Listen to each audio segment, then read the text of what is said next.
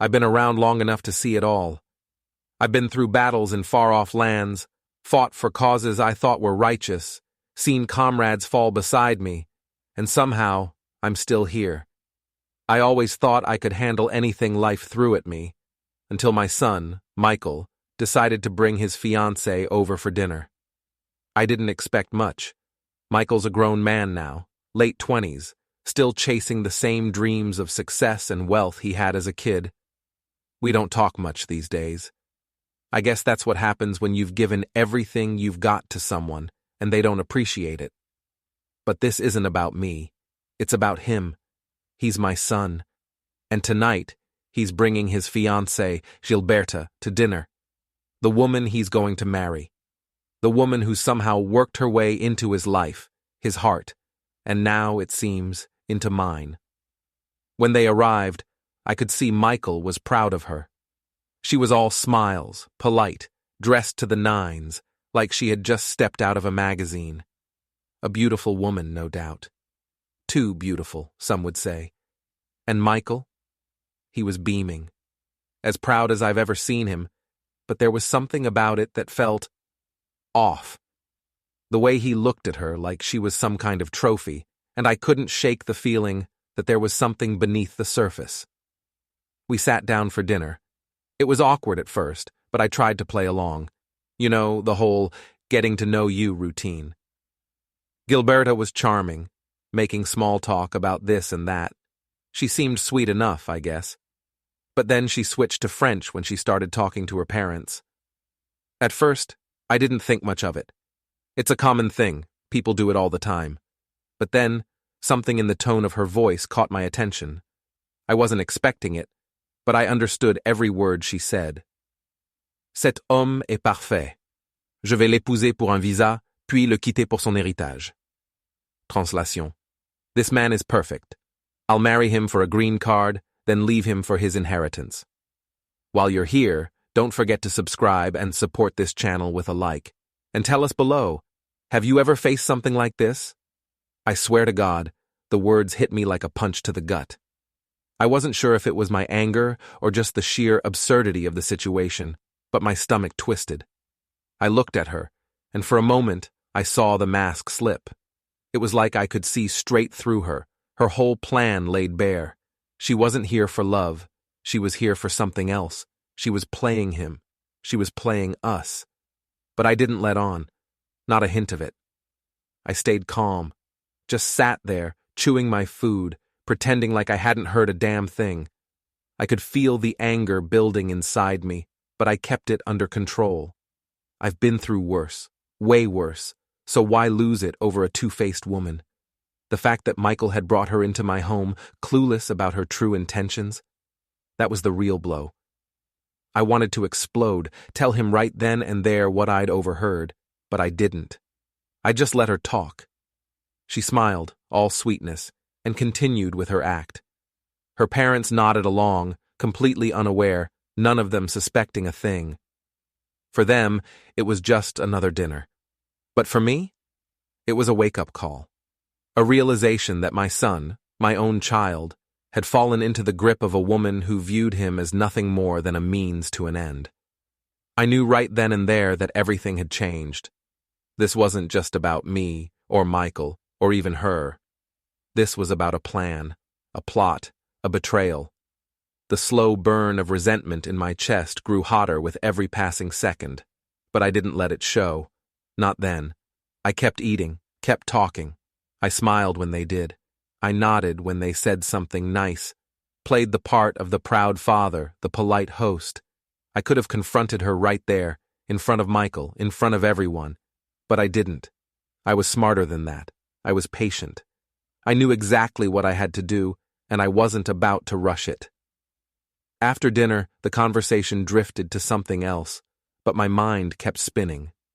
How had he not seen it? How had Michael, my own son, fallen for this act? Was he really that blind? Or was he just so desperate to feel accepted, to live the life he'd always dreamed of, that he didn't care about the cost? I knew my son. He was a good kid, a smart kid, but there was a darkness to him too, a side that wanted things, wanted them bad, And if I wasn't careful, if I didn't step in, he'd lose everything. Not just money, but himself, his dignity, his future. When dinner wrapped up and they stood to leave, I knew I had to act. I couldn't let this go. I couldn't just sit back and watch him walk straight into a trap.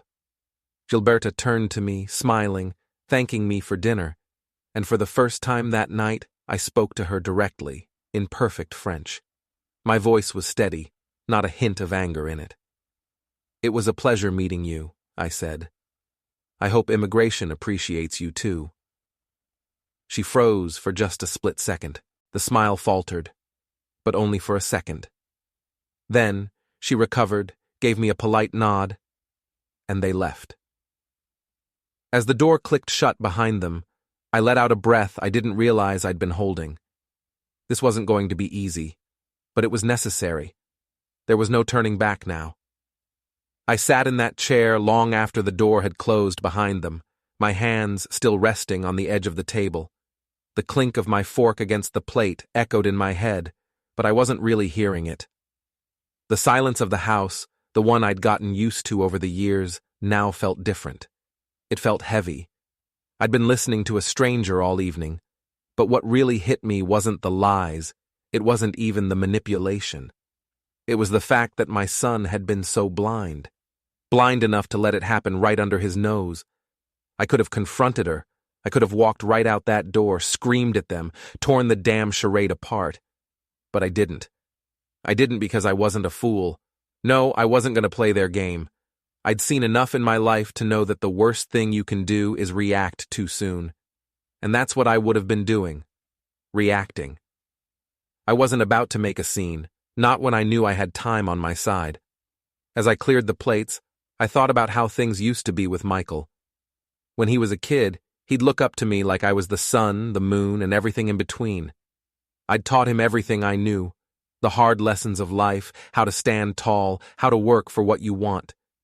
But somewhere along the way, I'd lost him. Somewhere along the way, I'd stopped being the man he looked up to, and instead, I'd become the man who footed the bill for everything. That's where I'd gone wrong.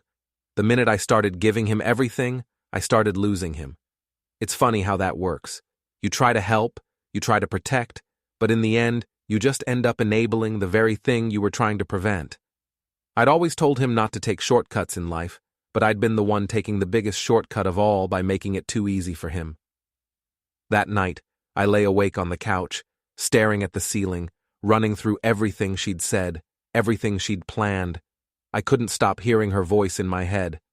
"I'll marry him for a green card, then leave him for his inheritance." Those words, simple and cold, just kept repeating. It wasn't just that she was using Michael. It was the fact that she was using him so openly, so shamelessly, and he had no idea. I knew I had to do something. If I didn't, Michael would be lost. I'd watched him drift farther and farther away from me, from the man I raised him to be, and I realized that I had to cut him off. This wasn't about money, it wasn't about the car or the wedding.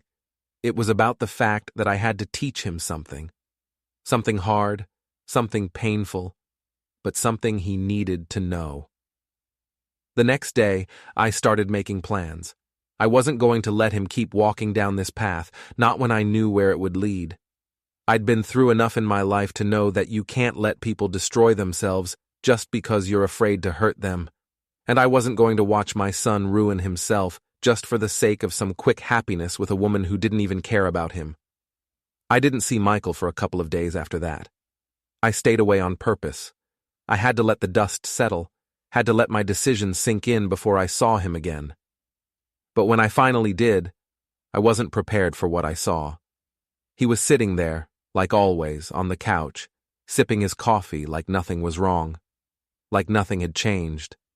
I knew I had to be calm. No rash decisions, no raised voices. I had to make him see, and if he didn't see it, well, that would be his problem. I had to be the one to cut the ties, to pull him out of that mess. "You ever think about how things got here?" I asked him, trying to sound casual, like it was just another conversation, like this wasn't a life-altering moment. He looked at me, eyes glazed over like I was talking about the weather. What do you mean, Dad? You and her, I said, not wanting to say her name, but knowing it had to come out.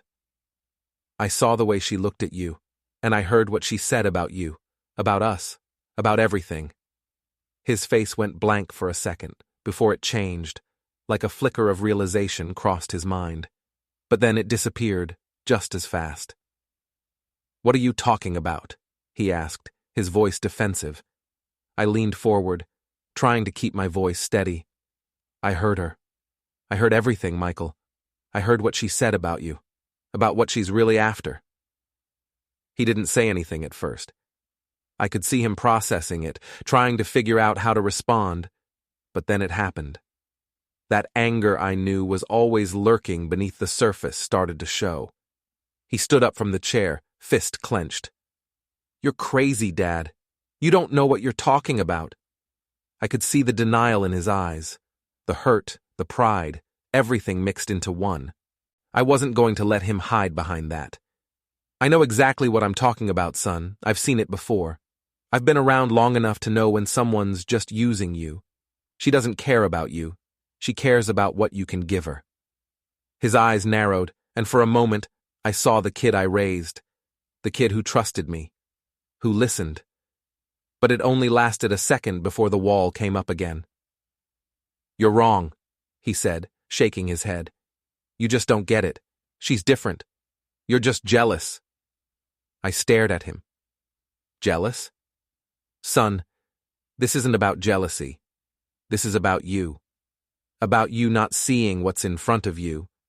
I've been where you are. I've made the same mistakes. And if you don't listen to me now, you're going to regret it. Big time. He didn't say anything. He just looked at me, and that's when I knew. This was it. The line had been drawn. The next few days were hard, harder than I expected, but I stood firm. I wasn't going to back down. I had made my decision, and now it was time for him to make his. He didn't want to listen, but that didn't matter anymore. I had to do what was right for him, even if it meant destroying the relationship we'd built. I wasn't just cutting him off for the sake of it. I was doing it because he needed to learn. He needed to see that life wasn't going to hand him everything on a silver platter, that he couldn't just buy his way into happiness or hope that someone would love him for who he was, not for what he could give them. And with that, I made my decision. I was done. No more handouts, no more easy roads. From now on, Michael would have to figure things out for himself. And maybe, just maybe, that would make him wake up. It's funny how you can think you know someone, how you can think you've got them figured out. But when you really look, when you see them for what they've become, it's like you're seeing them for the first time. Michael was no longer the kid who looked up to me. He wasn't the same kid I'd raised and tried to teach. Somewhere along the way, he'd become someone else, a version of himself that I didn't recognize. And I wasn't going to let him drag me down with him. I started small. You know, a little here, a little there. Nothing big. The wedding, for instance. That whole charade he was putting on, thinking I was going to fund it. Not anymore. I'd been paying for the venue, the catering, the flowers, everything. I hadn't even questioned it. It was just how things had been, how I thought they should be. But when I heard what Gilberta was really after, when I understood what kind of game they were playing, I knew it was time to stop. So, I started pulling back. I canceled the wedding payments first. All the deposits that had been made, the arrangements, the catering, they were all gone. I told the venues, the florists, and the caterers to hold off. I didn't explain myself to anyone. No long stories, no justifications. Just cold, hard silence. Michael didn't understand at first. He called, sent texts, emailed me like he was still in control of everything. I didn't respond. I didn't need to. The silence said enough. He started calling more frequently, sounding more and more desperate. But I still didn't pick up. I didn't respond to any of it. That's when he started showing up at my door. It was around midweek when I came home to find him sitting on my front porch, his face twisted in that way it always gets when he's about to ask for something. He had that look in his eyes, the one where he thought he could get away with anything. He knew I'd been quiet for a while, knew I hadn't been answering his calls. But here he was, sitting there like he was still entitled to whatever he wanted. I stood there for a moment, just looking at him. It wasn't that I didn't love him. I did. I always would. But that look in his eyes, that look of entitlement, made me realize how much I'd failed him, how much I'd been enabling him all this time, and now it was too late to go back. The man sitting there on my porch wasn't the kid I'd raised. No, that kid had been replaced by someone who thought he could just take, without ever having to give anything back. "Dad, we need to talk," he said, standing up when he saw me. I crossed my arms. I didn't want to talk. I didn't owe him anything. But I knew I had to listen. He wasn't going to leave until I did. "I know you're mad," he said, running his hand through his hair. "But this wedding, we can't do it without your help. You promised. You said you were going to pay for everything." I wanted to laugh.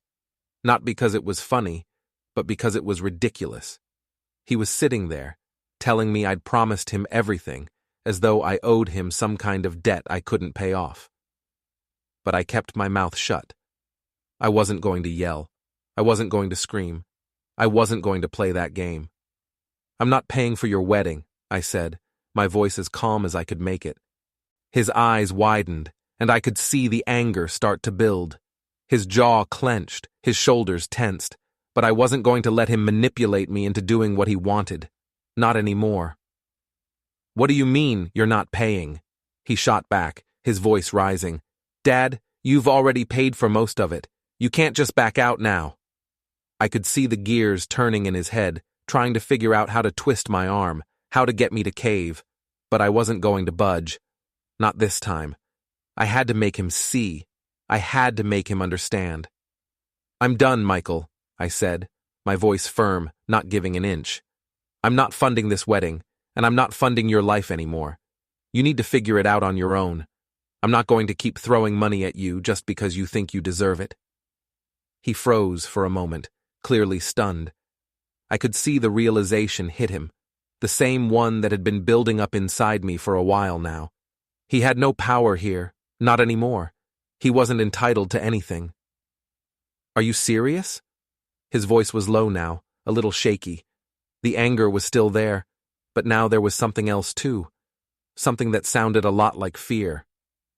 "You can't just stop helping me. We need that money for the wedding. Without it, we can't do this. It's all planned out. This is happening." I felt a pang of something in my chest, but I couldn't let it stop me. I couldn't let the old bond we had blind me anymore. He had to learn. He had to understand that life wasn't a handout, and I wasn't going to keep enabling him to make the same mistakes. "You can do it on your own," I said, my voice cutting through the tension. "You're a grown man. You want the wedding? Then figure it out. You want the life you've been dreaming about? You'll have to work for it. You won't get it from me." For a second, he just stood there, looking at me like he couldn't process what I was saying. Then it came.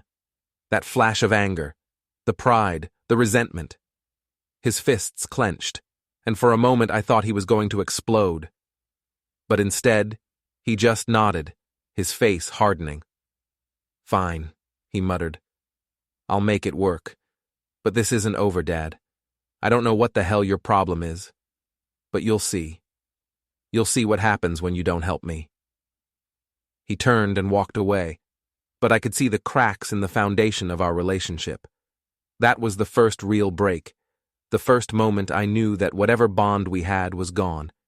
He couldn't see it yet, but I could feel it. It was the start of something bigger, something I wasn't sure he was ready to face.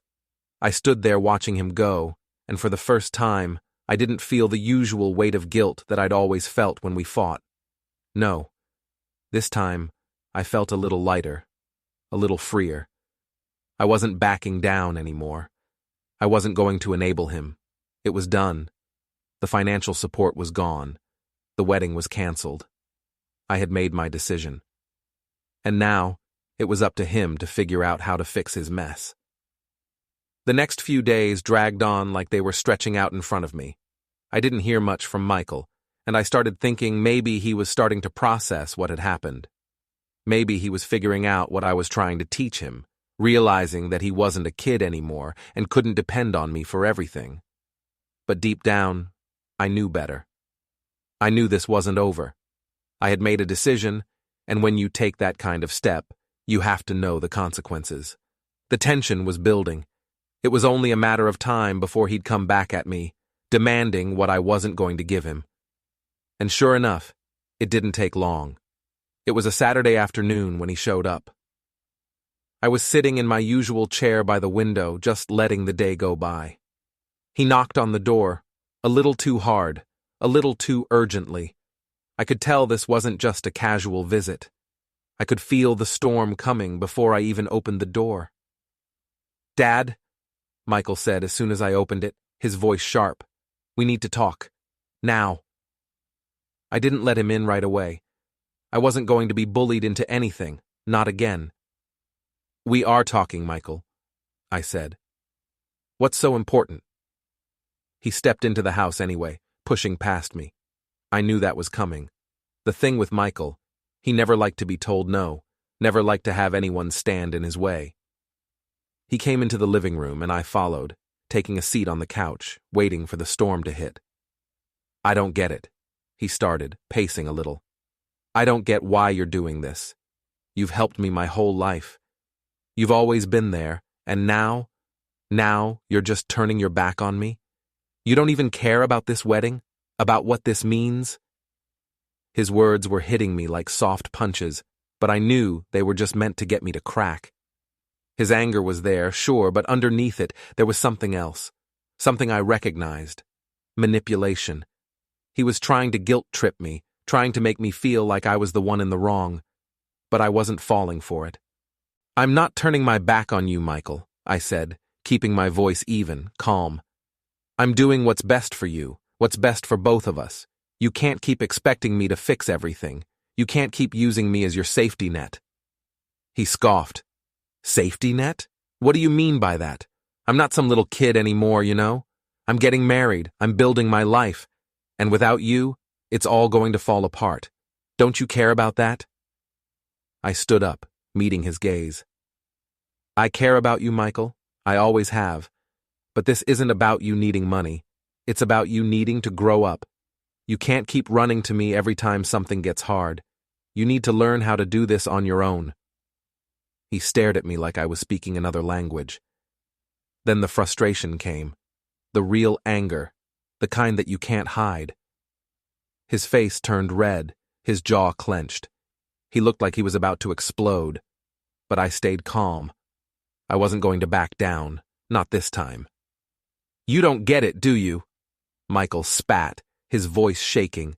"This wedding, this whole thing, it's all because of you. You promised you'd help us. You promised you'd make it happen, and now you're just gonna back out? You're just gonna leave me hanging? Do you have any idea what this is gonna do to me?" I took a breath. "I've been doing this my whole life, Michael. I've been making promises, doing favors. And what have you been doing? You've been sitting back, letting me do everything for you. I'm not gonna be the one to fix this anymore." His face twisted, the realization finally starting to sink in. "You're being unreasonable," he said, his voice flat now but still laced with anger. "You're being unfair. You can't just cut me off like this. You can't make me figure it out on my own. What kind of father does that?" I felt that sting, but I wasn't going to show it. A father who cares enough to let you learn a damn lesson. "I'm not going to keep doing everything for you, Michael. This is your life, not mine. And if you can't handle it, maybe it's time to wake up and see things for what they really are." He shook his head, his fists clenched. He was furious, but I wasn't backing down. I wasn't about to cave in. "I don't know who the hell you are anymore," he muttered under his breath. "You used to care. You used to be there for me. Now you're just this." His words hit me harder than I expected, but I kept my face neutral. I wasn't going to let him twist this. I'm still here, Michael, but I'm not going to keep doing everything for you. You've got to figure things out for yourself. If you want the life you think you're entitled to, you'll have to earn it. He stood there for a long moment, his eyes burning into me. I could see it in his face. He was torn between his pride and his desperation. He wanted to lash out, to get what he thought he deserved. But deep down, I knew he was starting to realize that he wasn't going to win this one. Fine, he said, his voice flat. I'll figure it out, but you're gonna regret this. You're gonna regret pushing me away like this. I didn't say anything. I didn't need to. His words hung in the air, heavy with resentment. But I wasn't afraid of his threats anymore. The real threat was what would happen if I kept enabling him. And I wasn't going to let that happen. Good luck, Michael, I said, my voice steady. But remember this. You're an adult now. You want to be treated like one? Then start acting like one. He turned and walked out, slamming the door behind him. I didn't follow. I didn't try to stop him. I just stood there, letting the silence wash over me. It was done. There was no going back. And as I stood there, I realized something. It wasn't just Michael who needed to grow up. I did too, because I'd been holding on for too long. And now that I'd let go, there was nothing left but the truth. I don't know what I expected when I told Michael I wasn't going to help him anymore. But whatever it wasn't what happened next. He kept his distance for a while, but I knew the wheels were turning in his head. His pride had been hit hard, but that's not what bothered me the most. What bothered me was that, deep down, I knew he still didn't understand the real reason I'd cut him off. He was so consumed by his own sense of entitlement, so focused on what I wasn't giving him, that he couldn't see the bigger picture. And that bigger picture? That was where I had to step in. I'd been giving him money for years, covering his expenses, paying for things that he should have been handling himself. But it wasn't just the money. It was the fact that I had let him live in a fantasy world where everything was easy, where he didn't have to fight for anything. And as much as I hated to admit it, I knew I'd failed him. But there was something more at play here. It wasn't just Michael I had to worry about. It was her, Gilberta. I'd kept quiet about what I'd overheard at dinner, but I couldn't get it out of my head. The way she'd casually dropped her plan, her cold calculation. I'll marry him for a green card, and then leave him for his inheritance. Those words rang in my ears day after day, like a drumbeat. And the more I thought about it, the more I realized that everything she said made sense.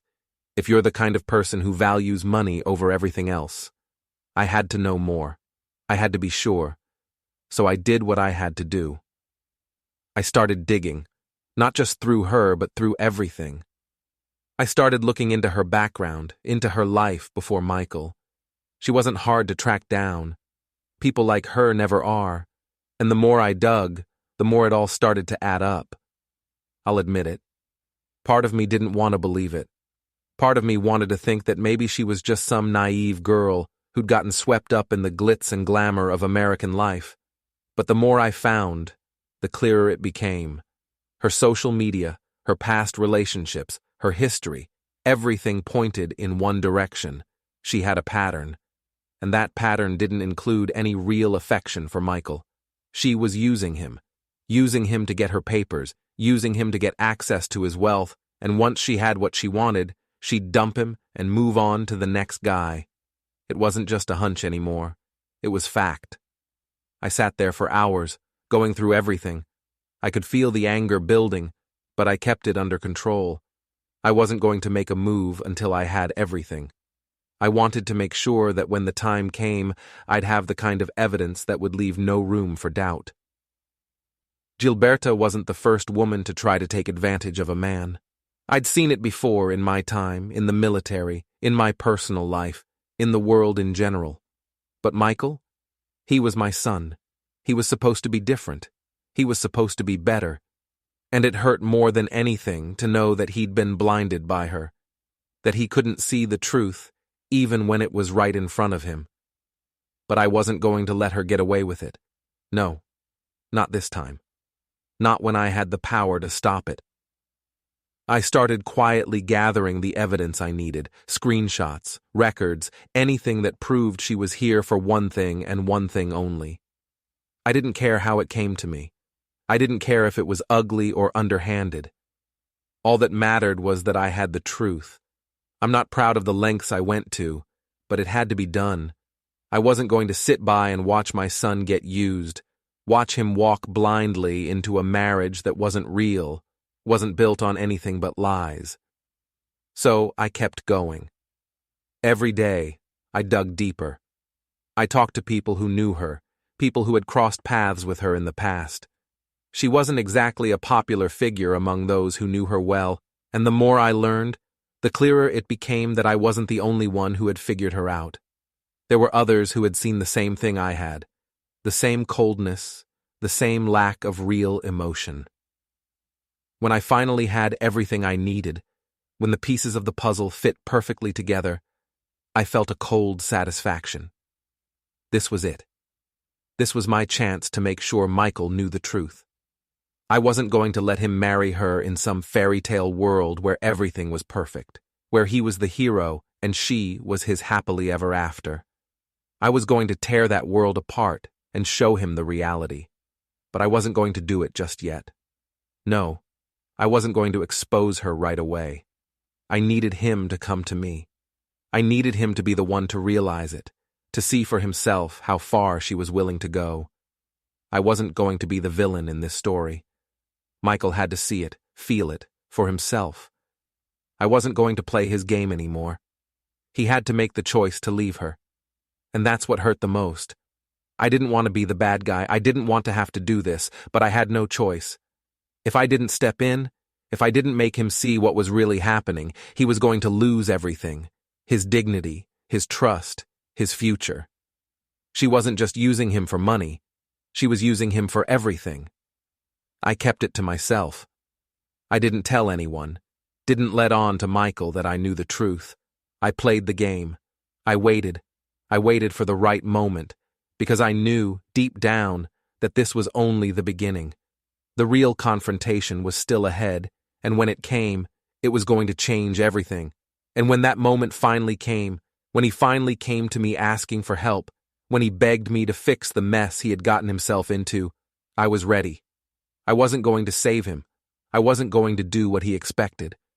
No, this time, Michael was going to have to face the consequences of his own choices. He'd finally see the woman he was marrying for who she really was. And maybe, just maybe, he'd wake up. But I wasn't holding my breath. I could feel it coming even before they knocked on the door. The air was thick with tension, and the weight of what had been building between us hung heavy in the room. I'd made my decision weeks ago, and it was the right one. I knew that. But still, there they were, standing on my doorstep. Michael and Gilberta, the last people I wanted to see. It was the evening, and the sun was starting to set, casting a dim light through the living room window. I was sitting in my chair, same spot as always, staring out at the street. I'd gotten used to the quiet, the solitude. It wasn't always peaceful, but it was what I needed. That peace, that space. And now they were about to ruin it. They were here to fix things. I knew that much. They were going to apologize, beg me to change my mind, tell me they were sorry for all the trouble they'd caused. Maybe Gilberta would even try to be sweet again, put on that fake charm, act like she hadn't been using Michael for everything he had. Maybe Michael would finally admit that he'd made a mistake, that I was right all along. But I wasn't holding my breath. When I opened the door, I didn't say anything at first. I just looked at them, standing there, Michael with his hands shoved in his pockets and that sheepish look on his face, like he was trying to figure out how to get me to forgive him. Gilberta, of course, had that perfect smile on, like she was trying to sell me a car. It wasn't the first time she'd tried to charm her way into getting what she wanted. And I wasn't buying it. Not this time. "Dad," Michael said first, his voice sounding tired, like he knew what was coming. We need to talk. I didn't move. I didn't invite them in. I just stood there, waiting for them to explain themselves. But deep down, I already knew what they were going to say. "We're sorry," Gilberta said, stepping forward, looking at me with wide, innocent eyes. "We didn't mean for things to get out of hand. I know we've asked a lot from you and we were wrong. But please don't make it worse. Michael really needs you." Michael shot her a look, but it was too late. She was already trying to sell me the same sob story, the one she'd been rehearsing for God knows how long. She wasn't sorry. Not really. She was just sorry that her plan was falling apart, and she needed me to fix it. Needed me to play the hero so she could keep playing her part in this twisted little game she'd set up. "I don't know what to tell you, Gilberta," I said, looking her right in the eye. "I've heard enough apologies. I don't need any more of them. You've made it clear who you really are. And Michael," I turned to him, keeping my voice steady, "you've made it clear that you don't want to listen." Michael's face tightened. He opened his mouth, but I cut him off before he could speak. "I'm not going to keep doing this, Michael," I said, my voice hardening. "You've had every chance to figure it out on your own, but you've chosen not to. Now you're here, asking me to fix everything, again, but I'm done. I'm not going to keep playing the game for you." Gilberta shifted uncomfortably next to him. I could tell she wasn't used to being talked to like that. She probably thought she could charm her way into my good graces like she had with Michael, but I wasn't buying it anymore. I had no intention of helping them. Michael took a deep breath. "Dad, please, you don't understand. You're making this harder than it needs to be. The wedding, the future, it's all falling apart without you. We can't do this without your help." "You've been doing it without me for a long time now," I shot back. "The problem is you don't like it. You don't like that I'm not just handing you everything on a silver platter anymore. But that's not my problem. It's yours, and you're gonna have to figure it out." His frustration was boiling over now. I could see it in his eyes. The same anger he'd had when I refused to help with the wedding. The same anger he'd been carrying around for days. He clenched his fists, then let out a long breath. "I don't get you, Dad," he said, shaking his head. "You're acting like I'm the enemy here. You're making everything so much harder than it needs to be." I felt my jaw tighten, but I didn't back down.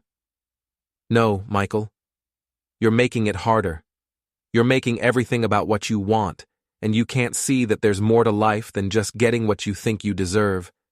You've been using me, and I've let you. I'm not doing it anymore." Gilberta was starting to get more involved now, trying to play the victim. "John, please," she said, her voice sweet but insincere. "We're really trying here. We just want to make things right. We'll change. We'll fix everything if you just help us out just this once." I didn't even flinch at her words. "It's not about helping you out, Gilberta. You've gotten everything you wanted from me, and it's not enough. You're asking me to fix your mess, but I'm not going to do it." Michael shot her a quick glance, then turned back to me, frustration written all over his face. "You don't get it, Dad. You just don't get it. We're in over our heads. And now you're just throwing us away?" I shook my head. "I'm not throwing you away. I'm giving you a chance to grow up, a chance to learn how to handle your own problems without relying on me. You think I'm making things harder? Maybe. But I'm doing it because you need it. You need to learn how to stand on your own." His face darkened, and the anger in his eyes flared up again. He was seething now, and I could feel the tension in the air, thick and heavy. "You're making a huge mistake," he spat. "You'll regret this." I met his gaze, unwavering. "I'm not going to regret it, Michael. You're the one who's going to regret it. But I can't help you if you're not willing to take responsibility. You've got to own up to your mistakes. That's the only way this will ever work. And until you can do that, I'm done." Gilberta opened her mouth to say something, but I cut her off. "You're not getting anything from me. Not now, not ever. I've made my decision, and I'm sticking to it." The silence in the room was deafening. Michael stood there, fists clenched, jaw tight, staring at me like he was about to break. He opened his mouth, probably to say something else, but I could see the fight draining out of him. Maybe he realized I wasn't backing down. Maybe he knew that this time, I meant it. "Fine," he muttered, his voice bitter. "I'll figure it out. But don't think this is over, Dad. It's not. You'll see." And with that, he turned and stormed out, slamming the door behind him. Gilberta lingered for a moment, her face contorted with frustration, but she didn't say anything. She just followed him out the door. I stood there for a while, staring at the door, my heart pounding. This was it. There was no turning back now. The decision was made, and there was no more room for excuses. Michael was going to have to face the consequences of his choices, and I wasn't going to be the one to save him anymore. Maybe one day he'd see it. Maybe he'd get it. But for now, all I could do was stand firm, knowing that I had done what needed to be done. It wasn't long after Michael stormed out that I realized this wasn't just a fight over money anymore. This wasn't just about the wedding or about me not helping them out. No, this was about something much deeper, something more personal. Michael was angry, but it was a different kind of anger now. It wasn't just frustration, it was resentment, it was hatred, and I knew why. He felt betrayed. But the truth was, he wasn't the one who had been betrayed. I was. I tried not to let it bother me, but I couldn't help it. As much as I wanted to just let it go, as much as I tried to convince myself that I had done the right thing, Michael's words kept echoing in my head. He was angry, sure, but he was also defiant. He wasn't going to admit he was wrong. Not now, not ever.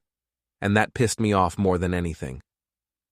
A few days passed, and it wasn't until I got a call from him that I realized how deep the rift had become. It was late, probably around 10 at night when my phone rang. I stared at the screen for a moment before picking up. It wasn't the first time he'd tried to call since our last confrontation, but this time, something felt different. "Dad," Michael said, his voice tight, controlled. "We need to talk." I could hear the frustration in his voice. It wasn't the kind of frustration that came from being let down. It was the kind that came from being challenged, from someone daring to defy him. I wasn't sure what he thought I was going to say, but I knew he wasn't going to get what he wanted.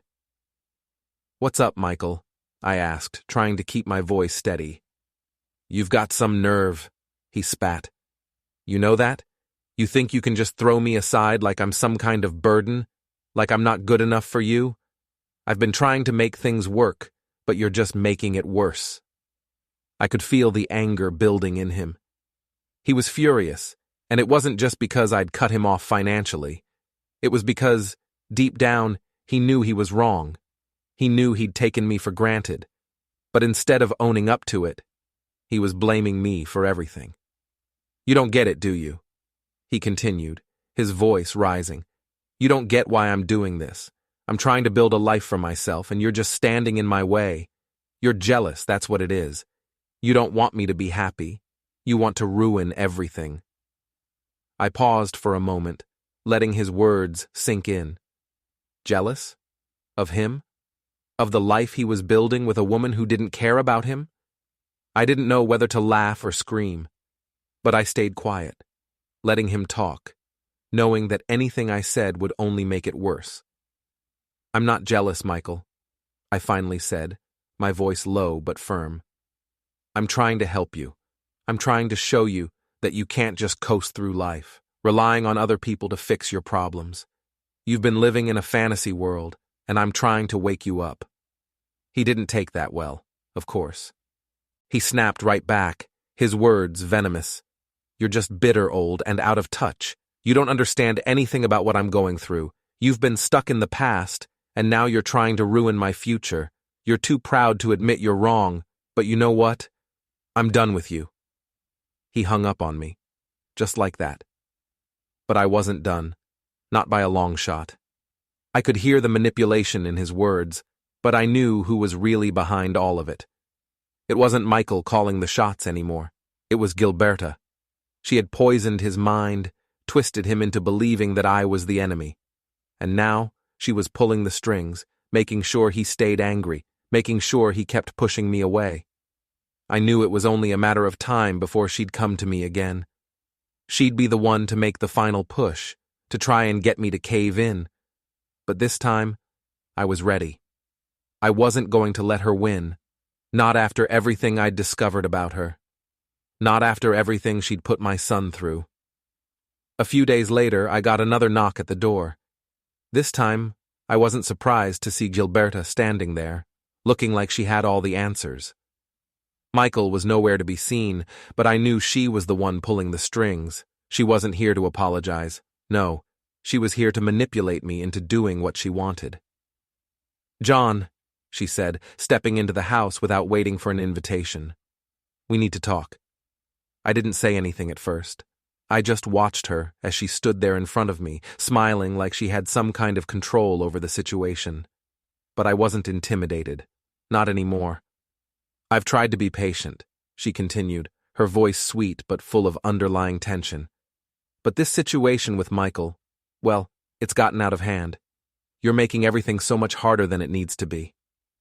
I leaned back in my chair, not moving a muscle. I could feel the anger bubbling up, but I kept it down. I wasn't going to let her get to me, not this time. "You're the one making this hard, Gilberta," I said, my voice low and steady. "You're the one who's been playing Michael, using him for what you want.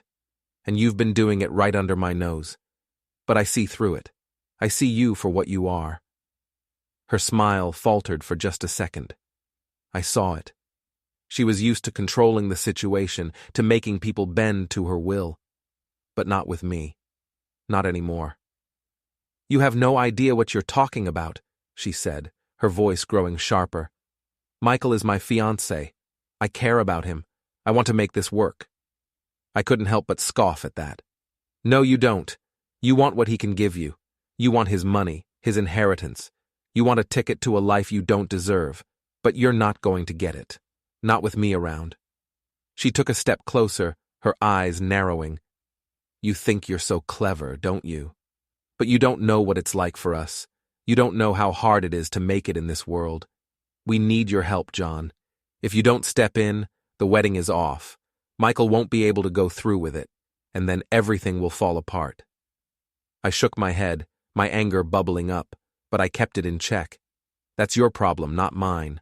I'm not going to be your pawn anymore. I'm done." Gilberta's smile disappeared completely. "You're making a mistake. You'll regret this."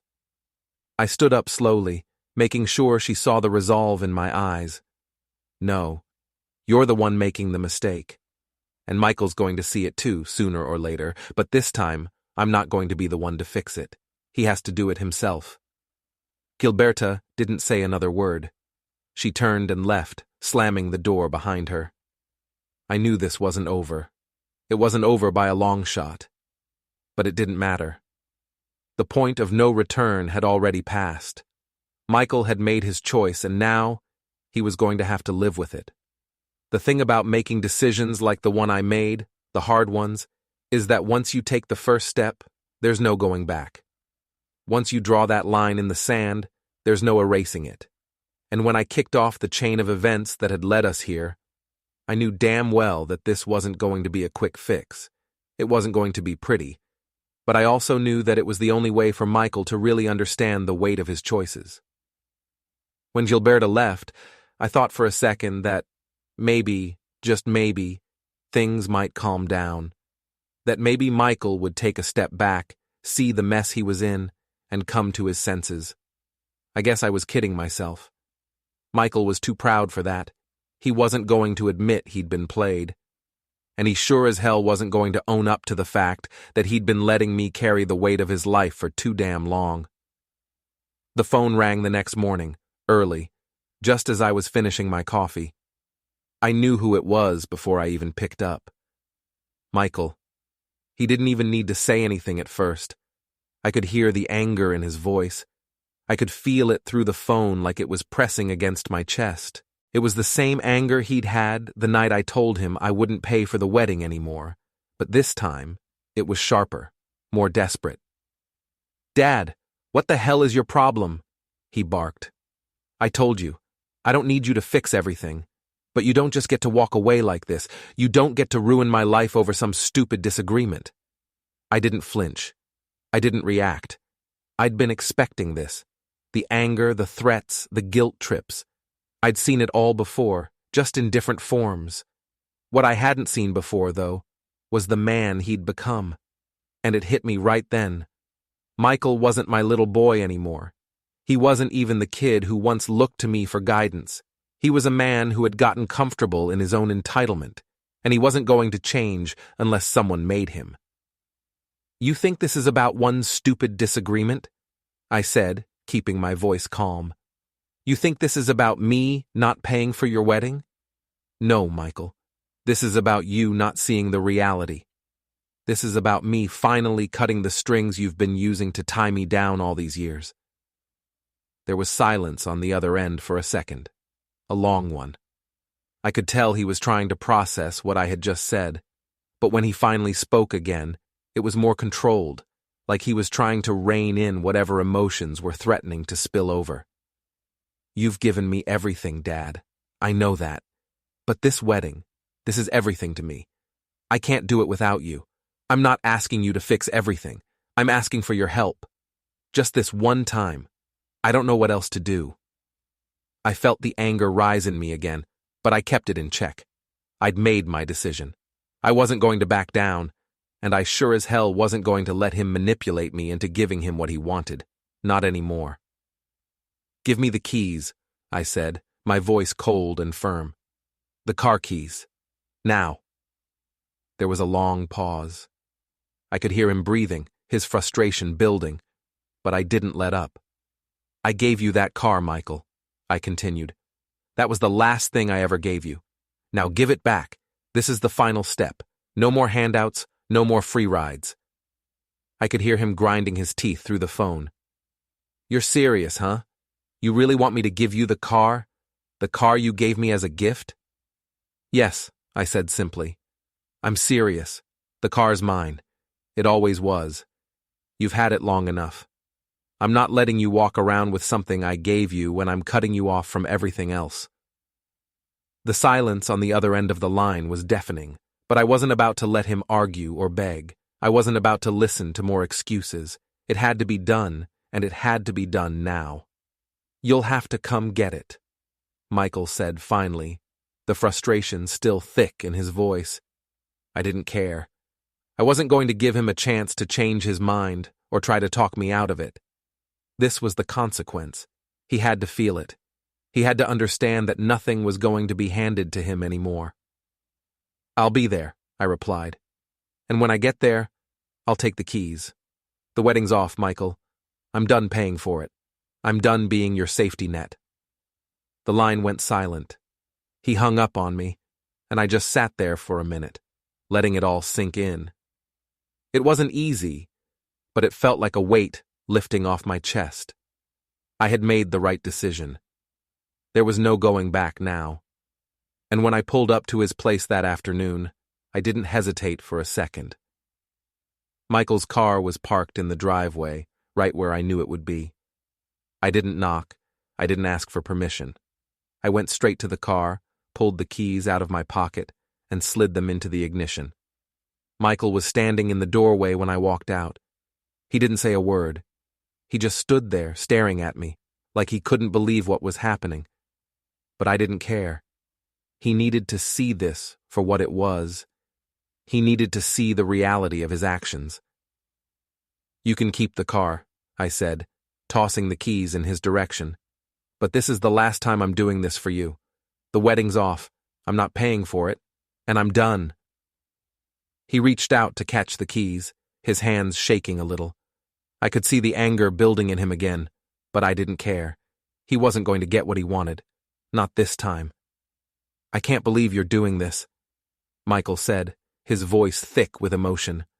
I can't believe you're just giving up on me. I met his gaze without flinching. No, Michael, you're the one who gave up. You gave up on yourself a long time ago, and now you're blaming me for it. But I'm done. I've been doing this for you for years, and it's gotten us nowhere. This is where it ends.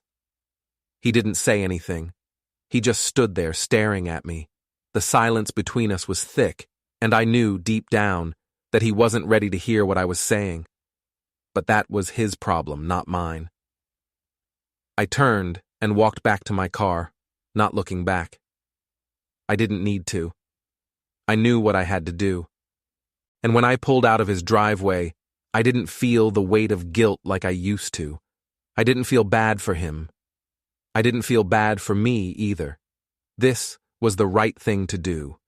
This was the only way he'd ever learn.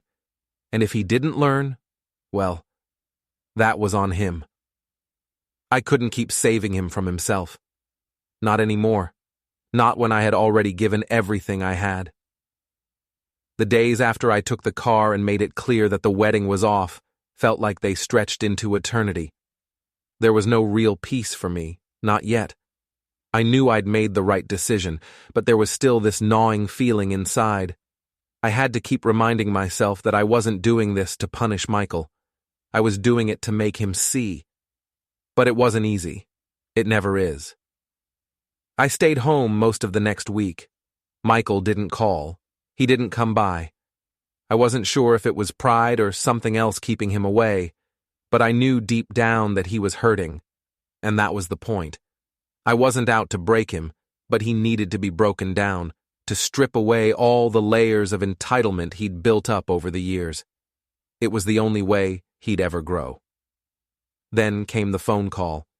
I'd been sitting in the same spot I'd spent the last week in, staring out at the empty street, trying to get a handle on everything.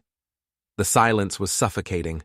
The world felt heavy, and I could feel the weight of the choices I had made pressing down on me. The phone rang. It was Michael's number. I didn't even hesitate. I picked it up on the first ring. "Dad," he said, his voice sounding small and broken, like the weight of everything had finally crushed him. "We need to talk."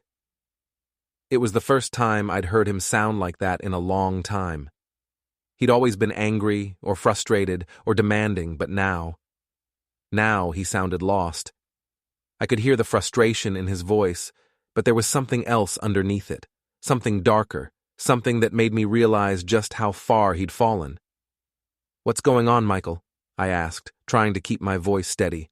I wasn't going to give him any space to manipulate me, not this time.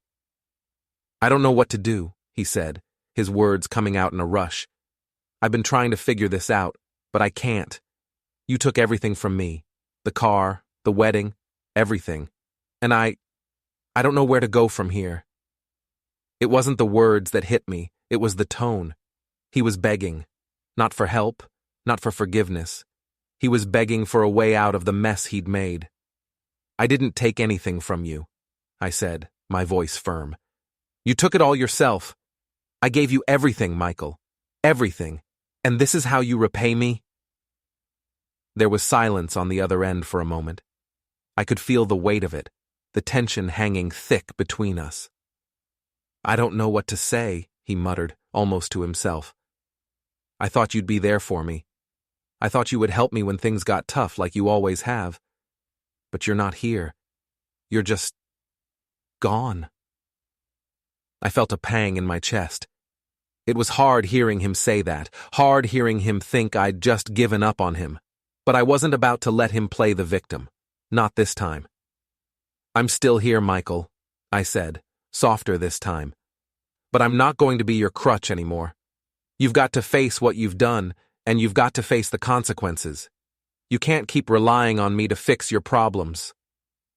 He was silent for a long moment, the kind of silence that sent a chill through me. When he finally spoke, his voice was low, almost defeated. "I don't know how to fix this," he said, the words dragging out like he was choking on them. "I don't know how to fix me. I don't know how to make it right."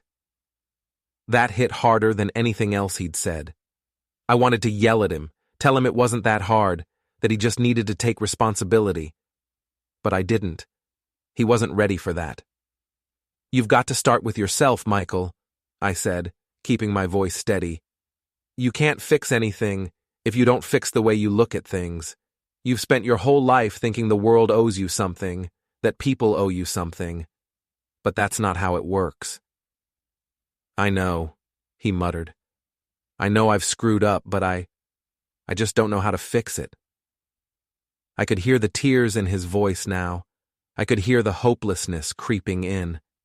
It wasn't just about the wedding anymore. It wasn't about me not giving him money. It was about him realizing just how deep he'd dug himself into a hole. He didn't have the tools to get out, and he didn't know where to start. You start by standing up for yourself, I said, my voice more forceful now. You start by owning up to your mistakes, by admitting that you've been wrong. I'm not going to fix this for you, Michael. You have to fix it yourself. I can't, he said, his voice breaking. I don't know how. It was like he was unraveling right in front of me. The anger, the defiance, the pride. It was all gone. He wasn't Michael anymore. He was a kid who had spent too long thinking the world owed him everything, and now the world was showing him it didn't. I could feel my heart aching for him, but I couldn't back down. I couldn't give him a way out of this.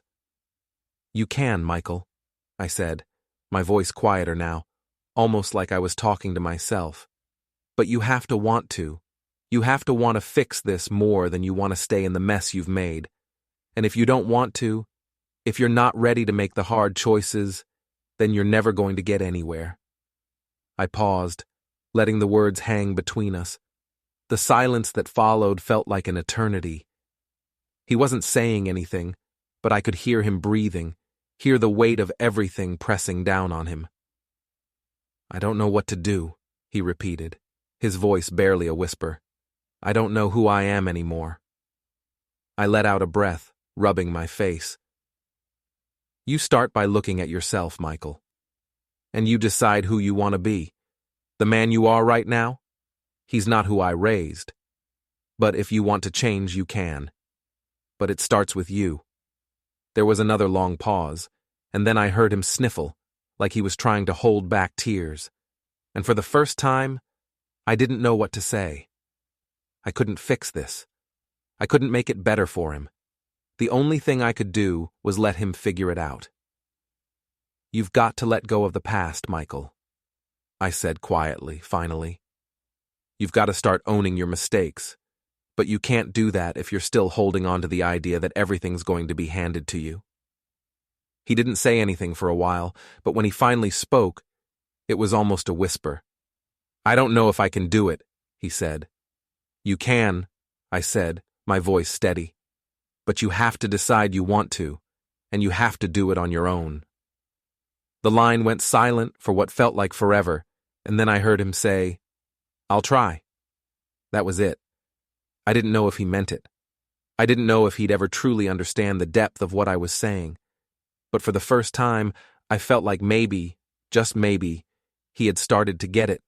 Maybe the lesson had finally started to sink in. And with that, I hung up. It was done. I had done everything I could. The rest was up to him. I didn't expect things to go the way they did that day, not entirely. I knew Michael was angry, but this was different.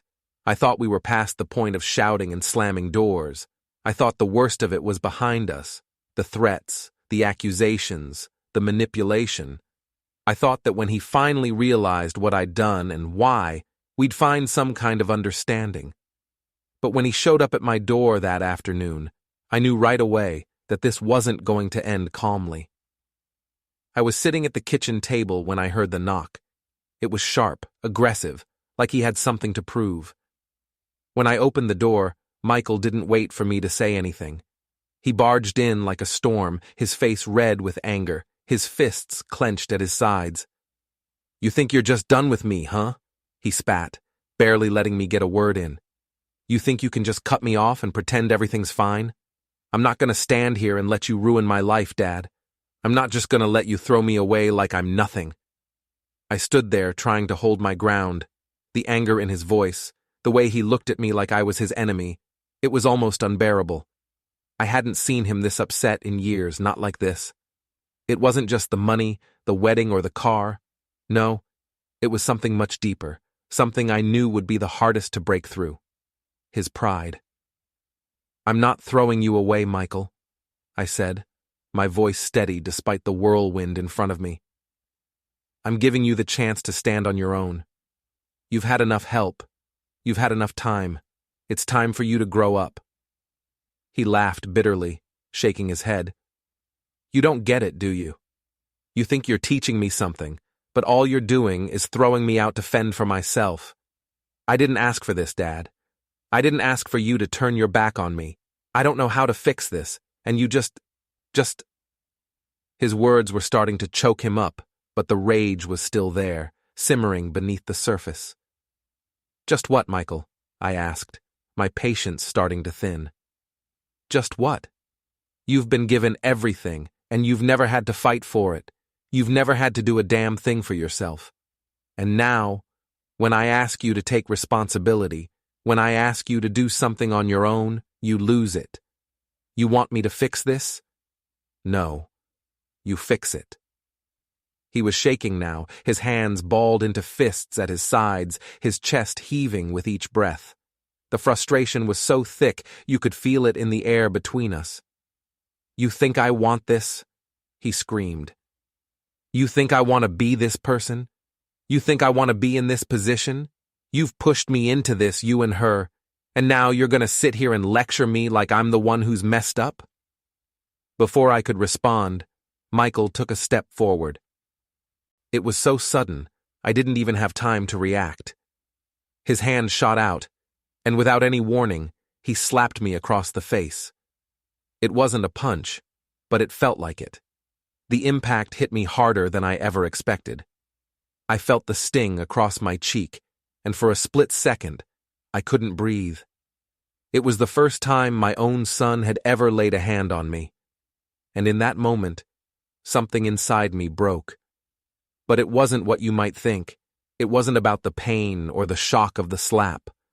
No, it was about the realization that we were past the point of no return. This was it. This was the breaking point. There was no coming back from this. I didn't move. I didn't react. I just stood there, holding my ground, not letting him see how much it hurt. The last thing I wanted to do was give him the satisfaction of seeing me flinch. But damn, it was hard. His breathing was ragged now, his face twisted in rage. I knew he was struggling with himself, struggling with the fact that he had just crossed a line. He looked at me for a long moment, like he expected me to react, to apologize, to beg for forgiveness. But I didn't. You're right, I said, my voice calm, even though my chest was tight. You've made your choice, Michael. You've crossed the line, and now you have to live with it. He didn't say anything. He just stared at me, his fists still clenched, his chest still rising and falling. The anger wasn't gone, but there was something else in his eyes now. Something broken. I could see it. He was crumbling inside, and he didn't know how to stop it. But then, before I could say anything else, he turned away from me, his face flushed with rage. I'm done with you, he muttered, more to himself than to me. I'm done. You've ruined everything. And just like that, he stormed out of the house. His footsteps were heavy as he crossed the room, slamming the door behind him so hard the walls shook. I heard the crash of something else, one of the chairs, maybe the table, falling to the ground as he threw it in his fury. But I didn't flinch. I didn't move. I just stood there, breathing in the silence that followed. The door had slammed, and with it, I knew. I knew that everything was beyond repair now. This wasn't just a fight over money anymore. This wasn't about the wedding or the car or any of the things that used to matter. This was about something much deeper, and I couldn't fix it. Not anymore. I stood there, listening to the sound of his car peeling out of the driveway, the engine roaring as it faded into the distance. And in that silence, I realized that we were both lost. Michael, lost in his anger, in his pride, in his fear. And me? I was lost in the knowledge that I had done everything I could. I had done the right thing, but the price had been steep. The door slammed, the noise fading, and then there was nothing. Just the quiet of my own thoughts, echoing through the empty house. The silence was deafening, and for the first time in a long time I didn't know what came next. But I knew one thing for sure. This was the end. There was no going back.